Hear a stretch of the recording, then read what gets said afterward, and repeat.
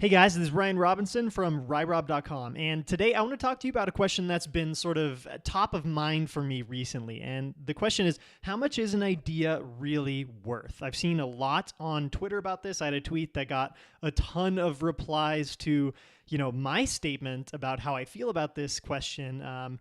Essentially, that ideas alone are worthless. And this sparked a huge debate. This led to a lot of people sort of chiming in, feeling the same way, a lot of people feeling quite differently. So I want to examine a couple of different arguments and, potential ways to answer this question, depending upon where you're at and what you're doing with your idea.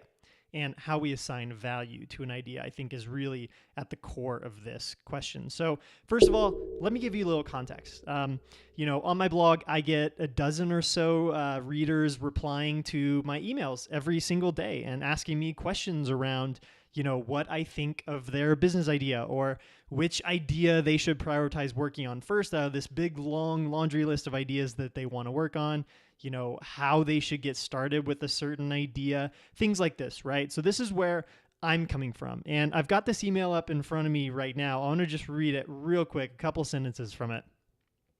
I'm launching my startup, which is a social networking platform, but it's a very original and fresh idea. I know this idea has so much potential. I just need help finding customers. How do I start to find customers? And I think this really highlights sort of what I view as one of the problems with how people think of ideas.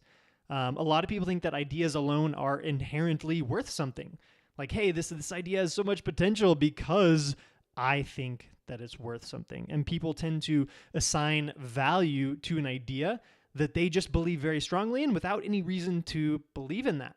And I think this conversation brings up the two different arguments that I mentioned, where we have measurable value and we have immeasurable value for an idea. So talking about measurable value, this is how I think when it comes to what an idea is really worth. And I think that ideas alone with no action have no measurable value. The fact that you have an idea and you tell me about the idea changes nothing for me.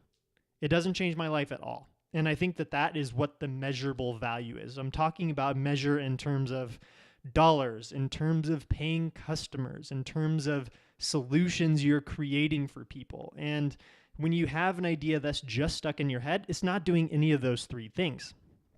However, I think there's this other competing argument that has some legs around immeasurable value. First of all, does every idea need to have measurable value? Does it need to be valued in terms of, how much dollars it's worth, how many customers you have, what kind of impact it's making as is?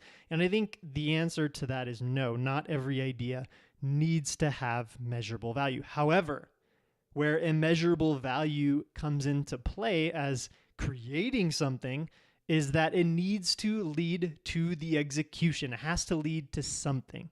So if you have immeasurable value that you're assigning to your idea, you think it's worth something, then you have to be going out and taking action on that. That's what immeasurable value is predicated upon.